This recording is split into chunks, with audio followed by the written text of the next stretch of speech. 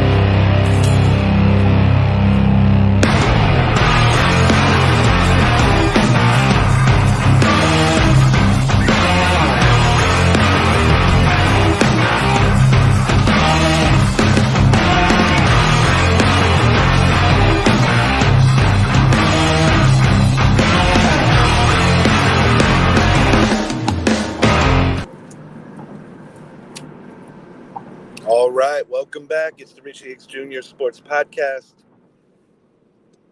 How about Juan Soto, his homecoming to San Diego? New York Yankees want Yard, Gleyber Torres, Aaron Judge, Giancarlo Stanton, and the aforementioned Juan Soto. Gotta say, if I'm the Steinbrenner family, you just got to give this guy a blank check and tell him to fill it out.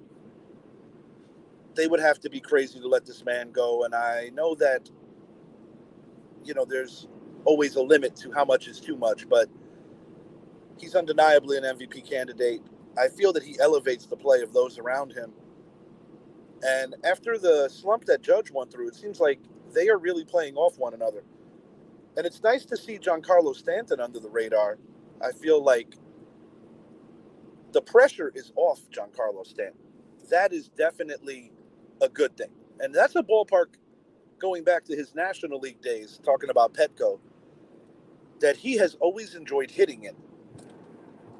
Yankee pitching has been doing really well, all in all. Prior to the little hiccup during the homestand against the Mariners, Clay Holmes was rocking a perfect ERA. The pitching staff has been incredible. Pitching staff, top to bottom, rotation as well as the pen, just clicking on all cylinders. And the Yankees have now won 11 out of 13 games.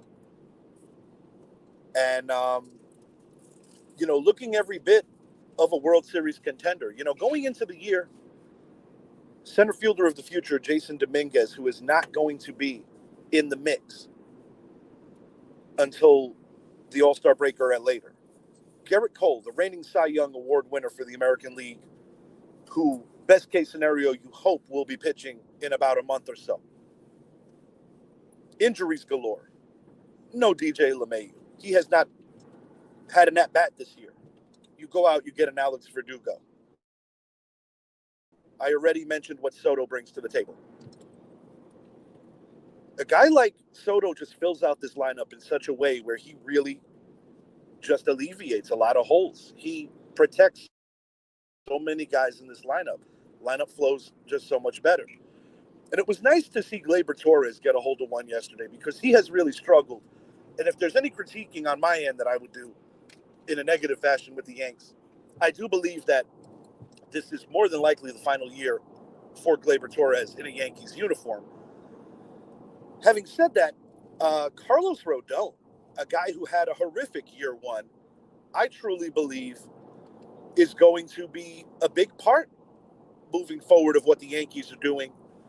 And I go on a lot of Yankee pages, a lot of baseball forums in general, and I notice that a lot of fans question what would be best when Garrett Cole returns. Some people have suggested the possibility of running with a six-man rotation.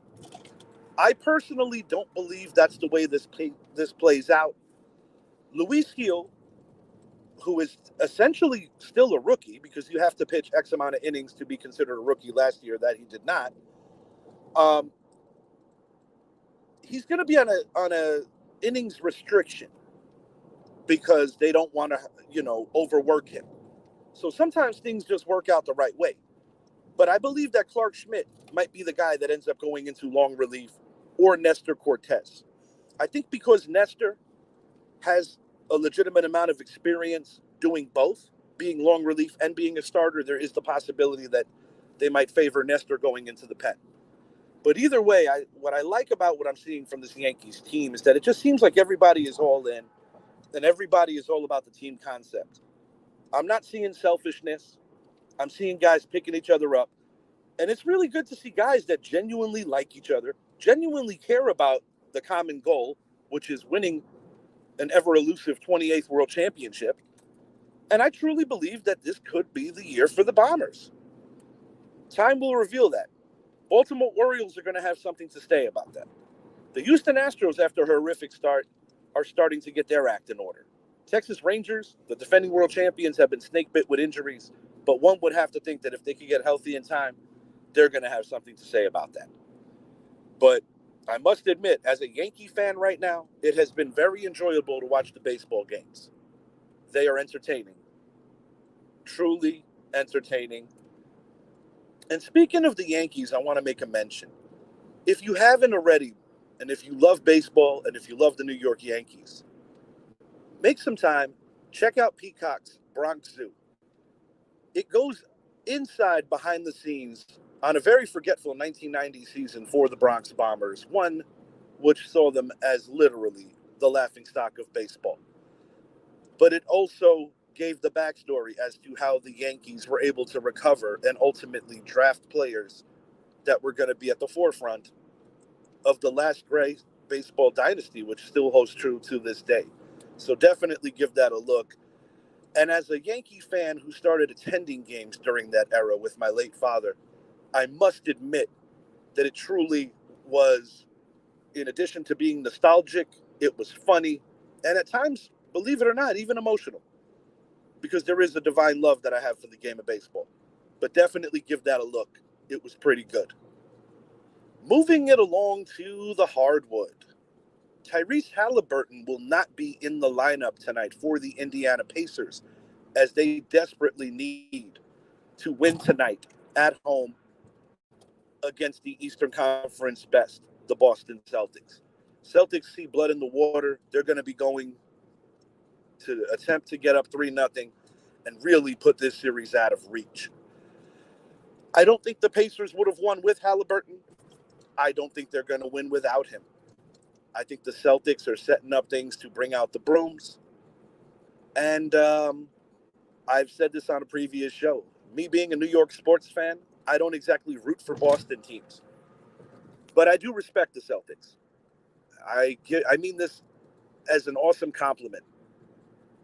The Boston Celtics are to basketball what the New York Yankees are to baseball. And what I mean by that is they are the consummate winners.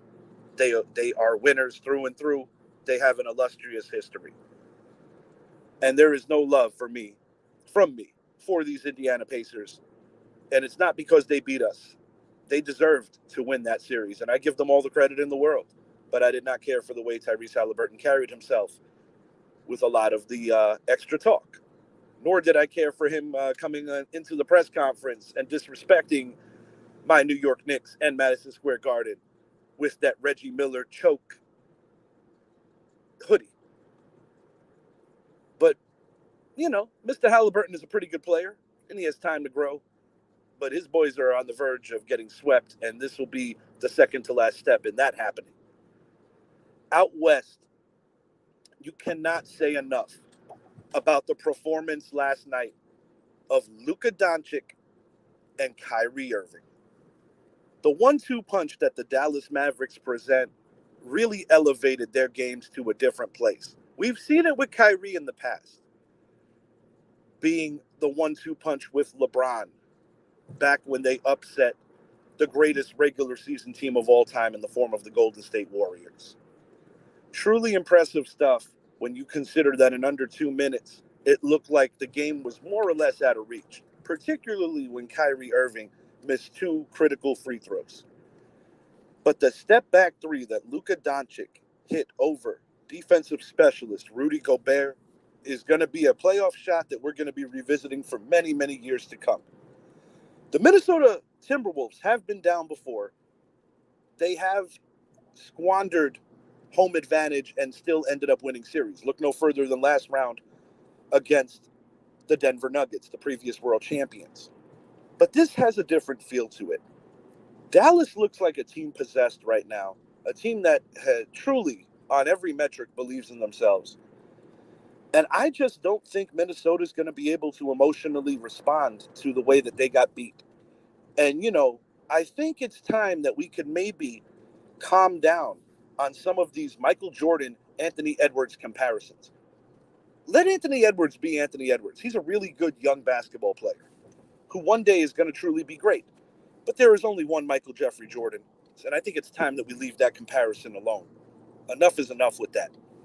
And the more loud that these comparisons have gotten, I feel that Edwards has come up a little small in recent games. And I'll be honest with you, Edwards has brought some of this upon himself because he chirps too much.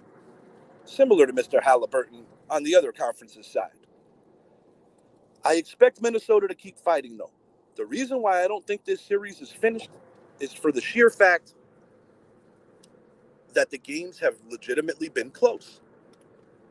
I kind of compare this series to what I saw on the ice in the second round between the Carolina Hurricanes and my New York Rangers. The Rangers were up 3-0, but I never quite felt that Carolina was never in the series because of the sheer fact that all the games were decided by a goal. There is a similar kind of vibe and feel to this series, but that 3 by Luka was just ice cold. And Luka is taking his game to a different level. And Dallas Mavericks fans, you got to be proud of your team right now.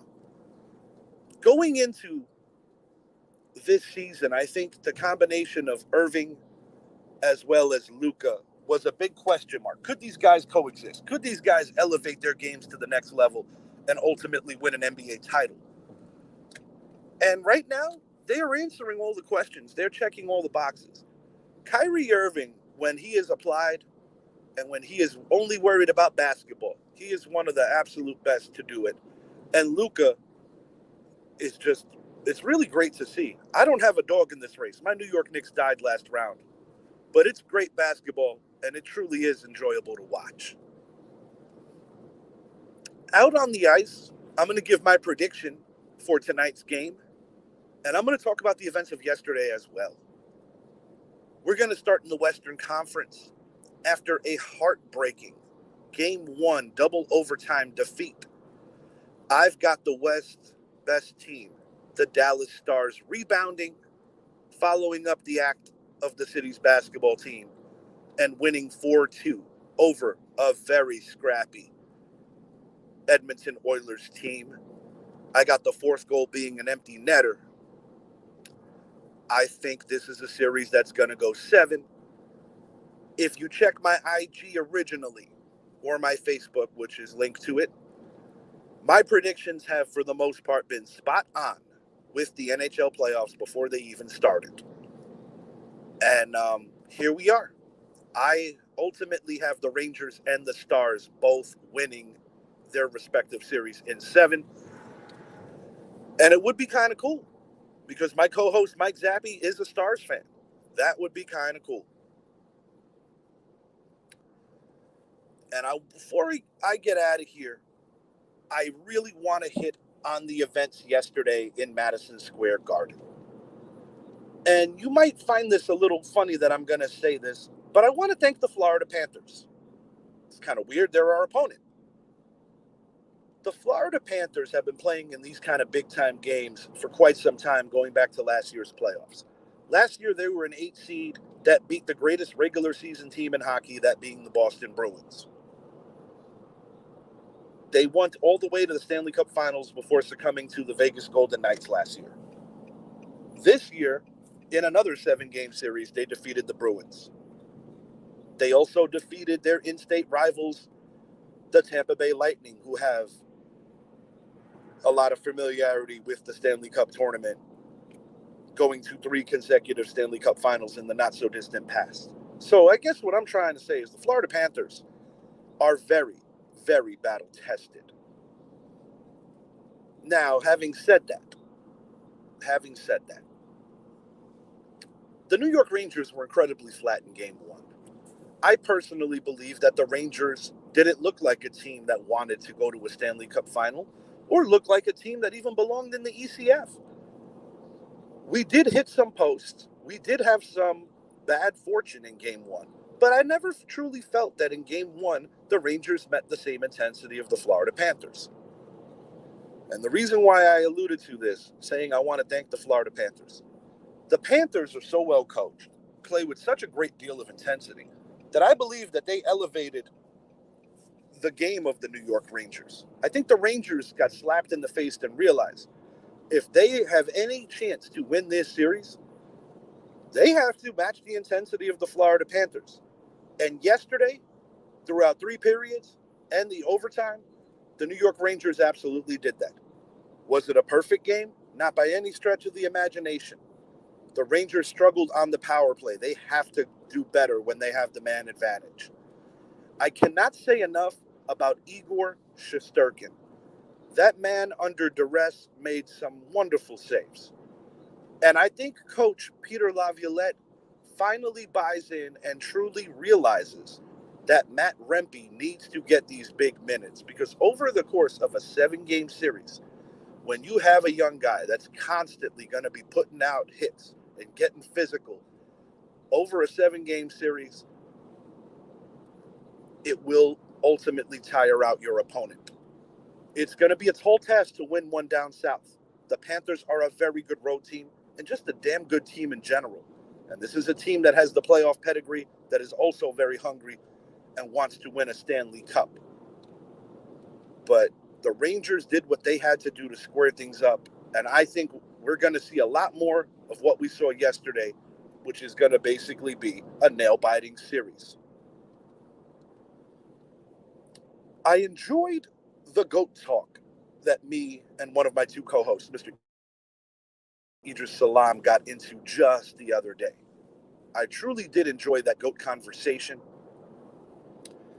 And I want to expand on that in a future show when I have more of my guys present, and I want to get more opinions and get the ball rolling more so on that particular topic. Something that I did read recently that I thought was kind of interesting. Former Orlando Magic great Penny Hardaway admitting to a legitimate jealousy that he had of the late great Kobe Bryant and Shaquille O'Neal's partnership in Los Angeles. Of course, Penny and Shaq were drafted 1 year apart by the Orlando Magic. Chris Webber was drafted by the Orlando Magic, traded for Penny. And the 2 of them formed a bit of an allegiance and a bit of a fondness for each other as ball players while shooting the movie Blue Chips alongside Nick Nolte. Shaquille wanted Penny in the worst way he got him. The Magic did not do enough to secure keeping O'Neal in Orlando. Admitted in the past that he does regret not bringing home one for Orlando. But I think it's safe to say that in the long run, Shaq did make the right decision. Sadly, Penny, who I do believe, if he wasn't riddled by injuries, would have gone down to be possibly the greatest point guard of all time, or at least in the same conversation of a guy like an Oscar Robertson or an Irvin Magic Johnson. But Penny Hardaway, undeniably one of the greatest what ifs in the history of the NBA. I also want to call out Charles Oakley, personally a favorite of mine during the great Knicks teams of the 90s, and Patrick Ewing's enforcer, a guy who I always appreciated as a ball player, a guy who I feel always gave 125% and more than earned co-captain of those great Knicks teams that were rivals of the Pacers as well as rivals of the Chicago Bulls and Miami Heat of the 90s. But I feel that as Mr. Oakley has gotten older, he's gotten very bitter. And I think it's very sad that he has so many negative things to say about Patrick Ewing.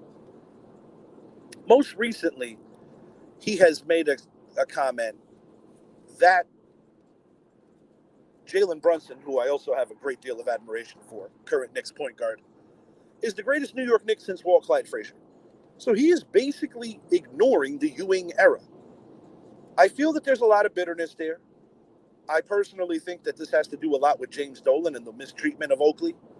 And I also think that Oakley is salty and bitter about being traded for Marcus Camby going into the 99 season. I believe that that's also a point of contention with Charles. But I think it's unfair. Sometimes I think that Oakley forgets that Ewing also got traded. And Patrick Ewing getting traded is a lot more egregious than Charles Oakley getting traded in the grand scheme of things. Oak, I love you, man. You're one of my all-time favorite New York Knicks. But can you please grow up and stop being so damn bitter? Life is too short for all this. Until next time, I am Richie. I appreciate you guys hanging with me and listening for a little while. Wasn't the ideal setting for a show, but I wanted to make sure that I was able to get this out. Announcements to come soon for our next show. Have a wonderful weekend.